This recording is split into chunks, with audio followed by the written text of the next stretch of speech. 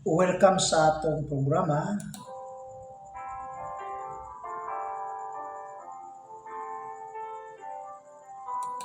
Bible Study na inyong madunggan pinaagi sa atong Facebook o sa YouTube.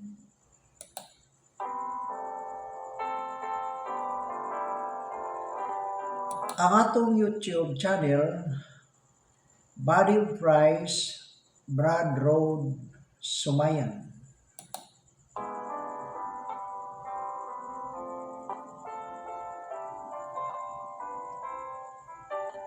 Ang atong Facebook, Rodolfo Sumayan, RU, Rodolfo Sumayan.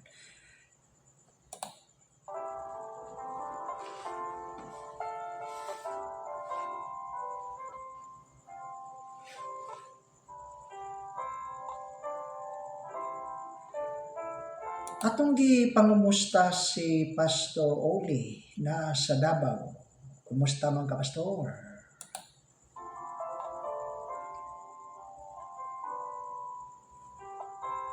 Uban si Henry o si Elizabeth Villarosa. Kumusta man mo diha?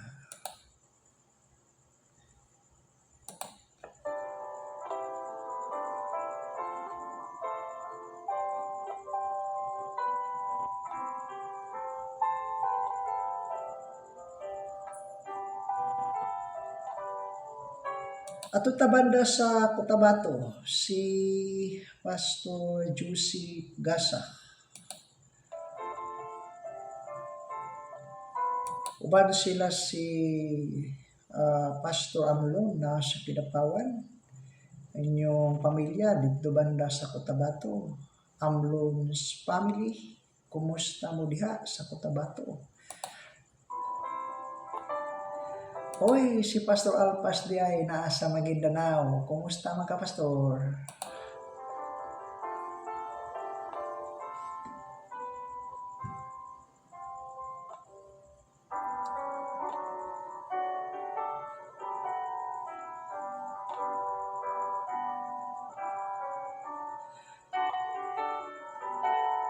Atong gipangumusta ang atong mga kaigsuonan dinhi banda sa Masbati sa Bidrihos family, si Pastor Benji, si Pastor James Malanog, uban sa inyong mga kaubanan diha, Sister Mylene, kumusta o dinhi banda sa Placer Masbati, Huyuas family, Sister Nida.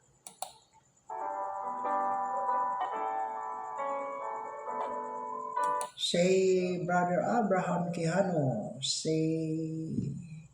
Carlo Lorigas, o si mga kaigsuonan na to din banda. Kumusta man mo? Mayong pagpaminaw sa atong programa karon.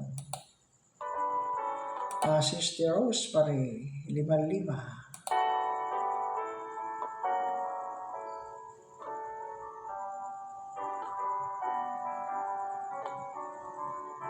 Tanan niya mga kaigsuonan dinhi banda sa Masbati, Pasir Masbati o ang atong mga kaigsuonan na banda sa Burias, Conrelion family, unya Forward ka Bicol, Pastor Rosero, Elmer, si Pastor Broso, si Conrelion, tanan-tanan mo diya karon nga nagasunod, si Pastor Elby, tanan nga nagasunod sa atong programa, maayo-maayong pagpaminaw. Inyong makita ang atong programa sa atong Facebook o sa YouTube.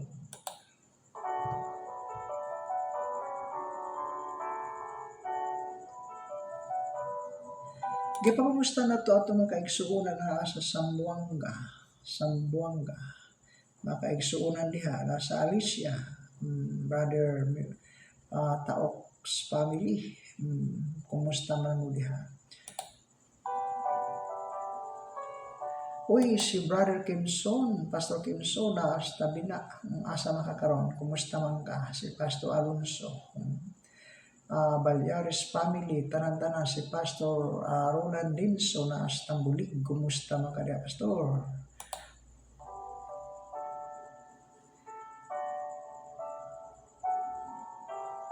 Banda sa Diyanggas, si Pastor Felipe Villarmia, kumusta man mo diha? Kauban nila ni si mga kaigsuonan na to diha, sila si Pastor, si Bishop Gran, kumusta man mo diha? Uban sa akong kaigsuonan diha, Sister TC.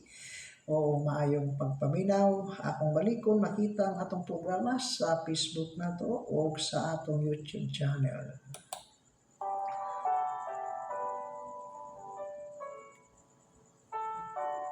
Okay, salamat sa inyong mga comments, salamat sa inyong mga critics, salamat po sa inyong appreciation, o salamat sa tanan-tanan. Gikalipay na ko nga dunay mga criticism, no? Di man sayop nga mo criticize sa atong programa, ilabi na mahitungod sa atong teaching na naa sa Biblia. Lamang, tagay ko ninyo og chance nga atong ma-explain ang inyong mga inyong gipadala dinhi nga mga comment.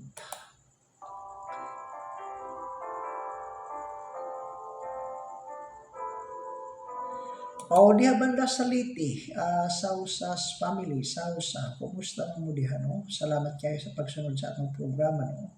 Banda din sa Katarman, sa ning lugar ni.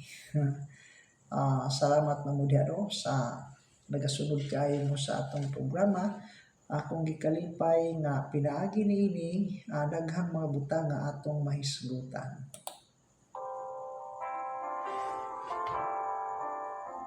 Banda sa Usami City, sa Cagayan, atong mga listeners diha, puto mga maabot, no? Luzon, Visayas, o Mindanao. Welcome sa atong Bible study. Inyong makita sa Facebook o sa YouTube.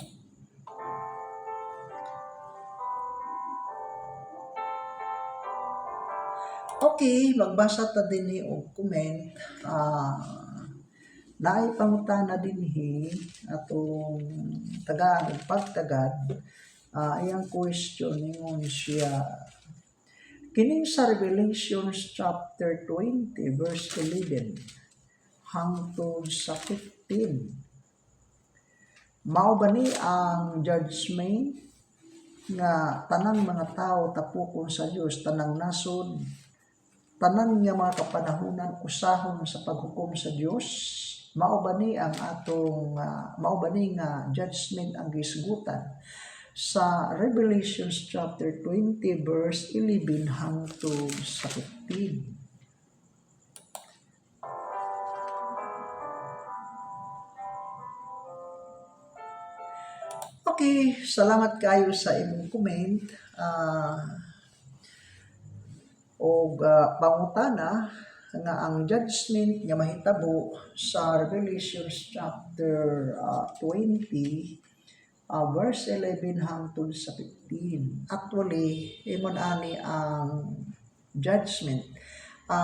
Sa kadaghanan gituhuan nga ang pag-judge sa Dios, usahon o kayusa lang mahitabo gikan kang Adan hangtod sa pagtunaw sa kalibutan. Ang mga tao kausalang hukman.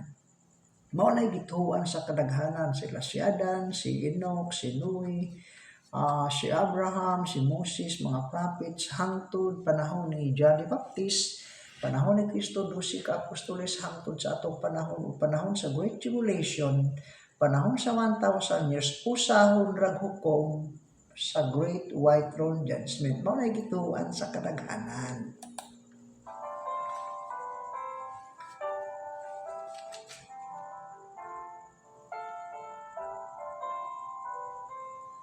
Pero akong i-explain nga ang Great White Throne Judgment, ang hukman diha, kadto lang tanan nga mga dili luwas gikan kang Adan hangtod sa pagtunaw sa kalibutan. Akong balikon, kadtong tanan nga dili luwas, mga unrighteous people, katubang mga unbelief, mga tao nga walay pagtuo o wala mosunod sa balaod kanhi, mga taong dili luwas nga sa pagkakaroon ang ilang lawas naa sa yuta balik sa abog, whereas ang ilahang espiritu tua sa kulungan sa kinahilagmang bahin sa yuta.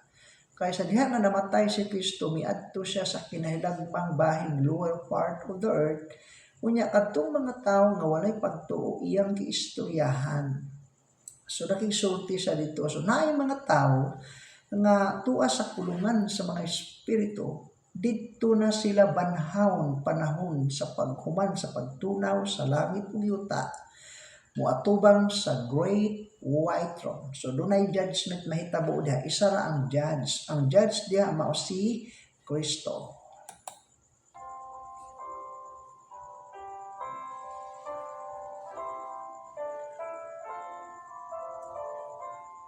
Kunya, kay tanan nga mga unrighteous, mga unbelief, mga taong unsaved from Edom, hangtod human sa pagtunaw sa kalibutan, moatubang sila sa great white throne, judgment.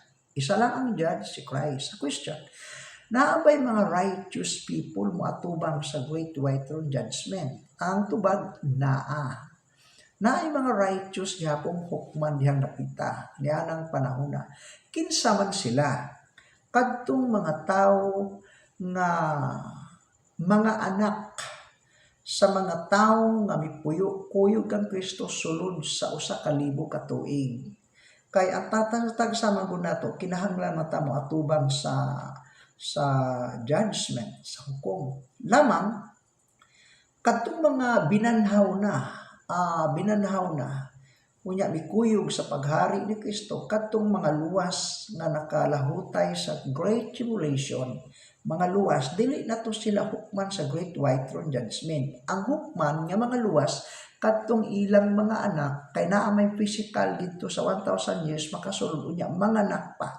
So kadtong mga anak nga mga luwas, mga righteous nga wala pa makaatubang sa paghukom, muatubang sila sa great white throne judgment. Sa ato pa naay mga unsaved nga muatubang from Edom until i-dissolve ang mundo.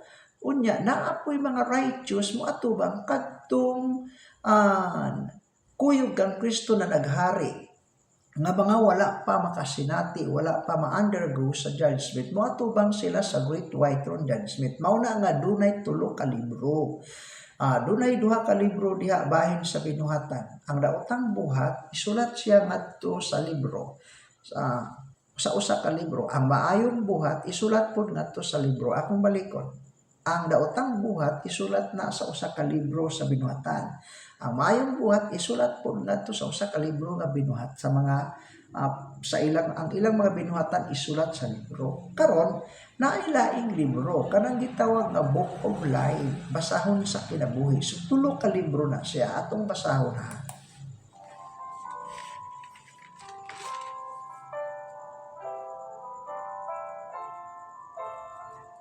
And I saw a great throne, and I saw a great white throne, and him that sat on it. Nay usaray judge diha naglingkod sa trono, no? And then from whose face the earth and the heaven fled away, and there was found no place for them. And I saw the dead and small and great stand before God, and the books were open, and another book was open, which is the book of life. Manangingon akong 3 ka libro diha. Ang books of work, 2. Kanya, book of life, 1. So 3 ka libro.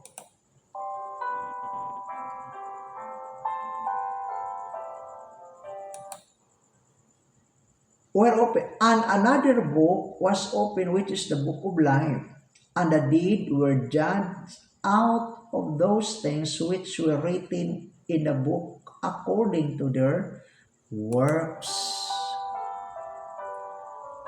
And the sea gave up to the dead which were in it, and death and hell delivered up the dead which were in them, and they were judged every man according to their works.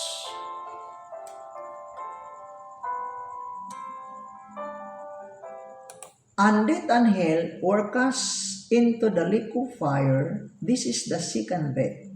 And whosoever was not found written in the book of life was cast into the lake of fire.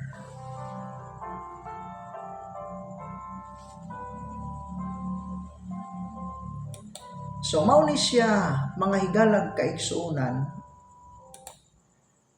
mga ginikanan, ang Revelation chapter 20, verse 11 hanggang 15, mao ni siya kini nga judgment mahitabo humana sa pagtunaw sa kalibutan, human pagtunaw sa langit o yuta. Tunaw na siya. Nya, naay judgment mahitabo. Naay great white throne. Nya ang judge diha si Christ. Tapuko niya ang tanang mga nason. Nga wala pa maka-undergo sa judgment. Unya, ukbon ang libro. Libro sa binuhatan. Duha ka libro na. Ang libro nga para sa maayong buhat sa kalibro. Ang libro para sa daotang buhat sa pagkalibro. Unya, naay usa ka libro listahan sa kinabuhi, basahon sa kinabuhi. Akong balikon, 3 ka libro. Naay libro para sa mga maayong buhat, naay libro para sa daotang buhat, ug naay libro basahon sa kinabuhi. Dito record. So, bali 3. Karon, ang tanan nga dili luwas gikan tang Adan hangtod ni adtong panahona sa pagtunaw sa kalibutan, moatubang sa great white throne judgment. Para fair ang laban, ipakita ang ilang buhat, ipakita po ang libro sa kinabuhi. Para fair ang laban, para makitaan pag-judge na naaba sila dito o wala. Tapos, kinsa man ang righteous nga moatubang. Katong mga righteous nga gikan tang Adan hangtod sa great tribulation nga nakalangutay, moatubang ba sa great white throne judgment? Ang tubag dili. Nganuman, dito sila hukman dayong hari ni Kristo sa 1,000 years. Pero ang mga dililuwas, dili pa to siya hukman dito. Karon, niyaman ta karon sa under sa grace dispensation. Romans chapter 6 verse 14, for saints shall not have dominion over you. For ye are not under the law, but under grace. Di aman ta sa hugna sa grasya. Karon kay di aman ta panahon sa grasya. Kanus aman ang mga magtotoo hukman ilalong sa dispensation sa grace. Panahon sa put-up. Ang 1 Thessalonians chapter 4 verse 13 to 18, ang mga taong luwas, ang mga luwas lang under sa grace dispensation, musugat diha sa kapanganuran. Si Kristo muanhi diha ra kutob sa panganod. So dili na mao ang second coming.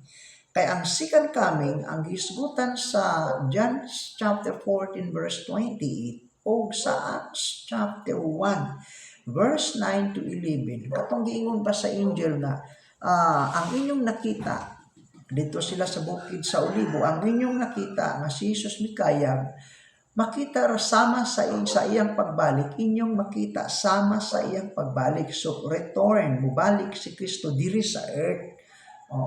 Kanang pagbalik ni Kristo diri sa earth, ang iyang tiil mo tunog yun sa bukid sa Olibo. Kanus ama na mahitabo nga si Kristo muanhi mubalik, ang iyang tiil mo tunog sa bukid sa Olibo, unya ang bukid sa Olibo mapikas. Kanus ama na mahitabo. Sa mahitabo na siya after great tribulation. Matthew chapter 24 verse 29. So mao na ang pag-anhi ni Kristo sa ikaduha, balik diri sa yuta. Karon mao na ang pag-anhi niya second coming, gitawag na last day, katapusang adlaw. John chapter 6 verse 39 unya 40 44, nga dunay may pagkabanhaw nga mahitabo para lang sa mga righteous people panahon sa last day. Kanus-ama na after great tribulation, muatubang sila sa hukom. dunay judgment mahitabo sa Revelation chapter 20 verse 4. Kana nga judgment mahitabo na siya dunay thrones, 13 ka trono. Usa ang trono ni Kristo, nya 12 ka trono sa 12 ka mga apostoles.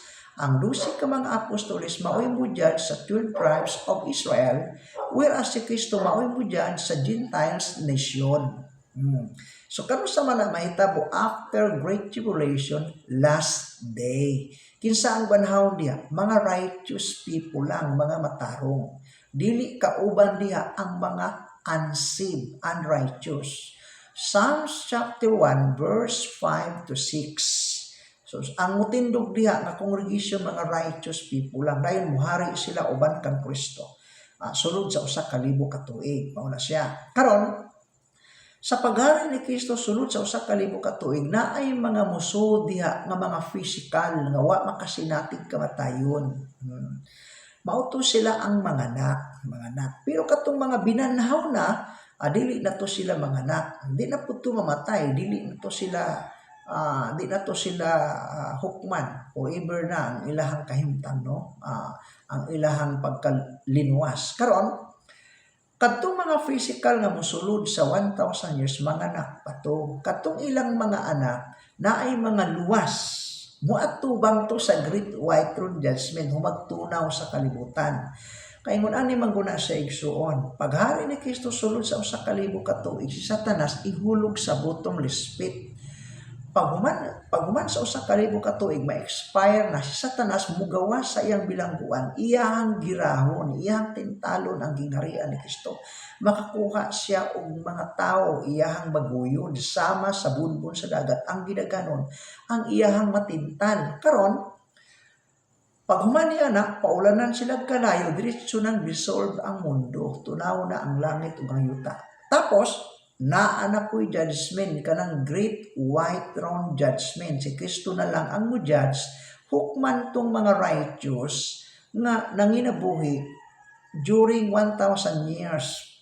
Muatubang sila sa great white throne judgment. Tapos, ang mga unrighteous from Edom, banhawon sila didto sila muatubang sa great white throne judgment.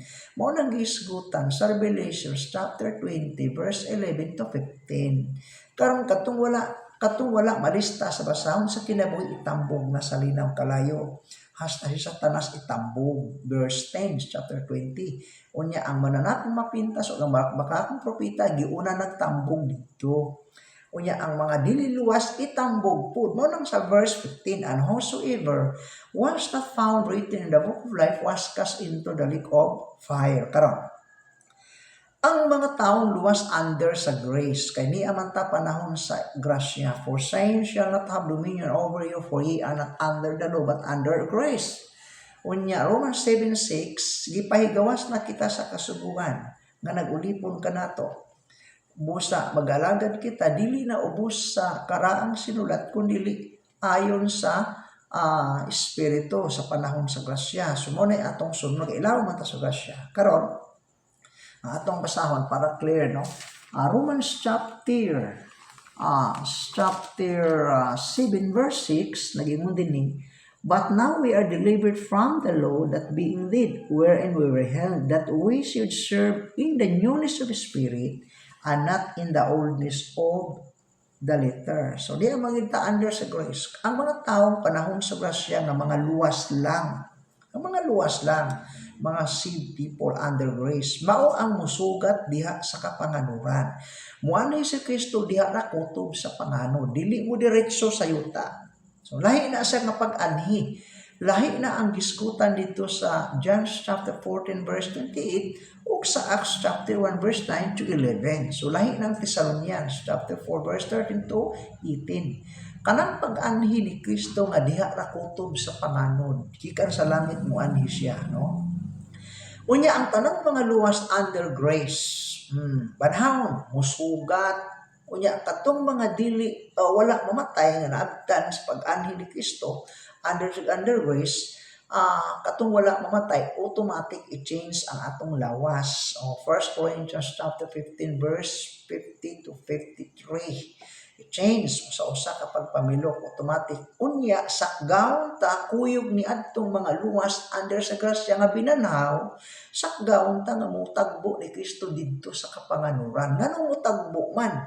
Kay dili gani si Kristo muani sa yuta, diha ra ko to sa kapanganuran. Mo nang mosugat ta. Ha? Karon pagsugat nato sa kapanganuran dadun ta ngadto sa Dios ngadto sa langit kuyog si Kristo. Mao nang sa verse 14 chapter 4 1 Thessalonians.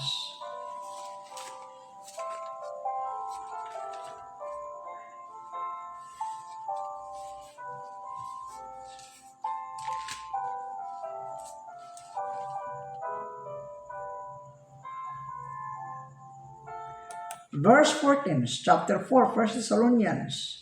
For if we believe that Jesus died and rose again, even so then also which sleep in Jesus will God bring with Him. Dadon ta, uban po si Kristo, dili kay mudiretso si Kristo sa yuta. Dadon po si Kristo, paasa man, sa heaven. Nga naman, ang paglaom sa mga tao nga nangaluwas under sa grace manhawon man tanong. Unya ang atong destination dito sa langit. Colossians 1:5, Philippians chapter 3 verse 20, Ephesians chapter 1 verse 3 and 4, Ephesians chapter 3 verse 9 and 10. Mo nang atong pagkalungsuran unto mas lagi dadun ta dito kuyog pud sa Kristo. Mao na nga dunay judgment mahitabo sa mga taong luwas under grace. Dili kay inferno ta kay judgment man mituo naman ta magisakdaw gani kay luwas. Dunay mahitabo nga judgment awarding maghinatagay og ganti. Tapos ng programa sa Gasya, ipadayon ang nahabilin sa programa sa Israel 7 years. Unya dunay great tribulation. Ang makalahutay adto hukman na po sila. Mo nang paghukom sa Revelation chapter 20 verse 4, judgment na siya na po, last day. So lahi na nga judgment under grace, lahi po itong judgment sa great white throne judgment, human naman to pagtunaw sa kalibutan. So salamat kayo igsuon sa imong comment, no? Sa imong pangutana, at least mindras nga magsigi mo og pangutana, magka-explain tag daghan, so daghan inyong masabtan. Mauna nga daghan na kaayo tang mga member nga nagsunod ni ining atong Bible study sa kahanginan, pinaagi sa Facebook o sa YouTube. Actually, ang akong cellphone, ang masuod ng good ani, 5,000 lang makasulod ani, no? So, ang uban, dili na masuod. Akong ililit ang uban, masuod na po sila. So, sa 5,000, o kamong tanang na mangutana, di man ginako ma-afford po tubag tungod sa kadagan. So, maghuwat lang din mo, ato lang anam-anamon. So ang uban pod, nangutana, nagkapareho inyong question, at least sabay na po siya. Mauna nga, salamat kayo nga pinaagi ni ini nga Bible study, daghan ng mga nakakaton. Ang uban dito, nanood na lang ang uban. So ingon nila lang atong buhaton tungod kay dili man ginato ma-afford kung mag-anahaon pa mo dinha. Dili na nato ma-afford og anha tungod kay daghan man mo nya lagyo pod. So anay na lang ta mag-study dinhi sa makita ninyo sa Facebook, makita ninyo sa YouTube. Pag wala pa sa Facebook, tuwa na sa YouTube. So ingon nila lang ang atong pagi.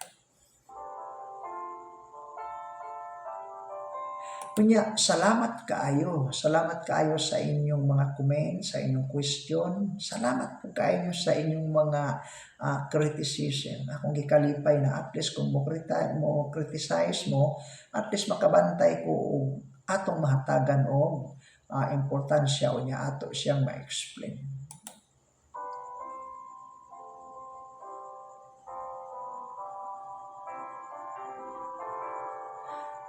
Okay, sa akong ikaingon, salamat kayo og Bye-bye. Magkita ta next, no? Magdumog ta din sa atong programa.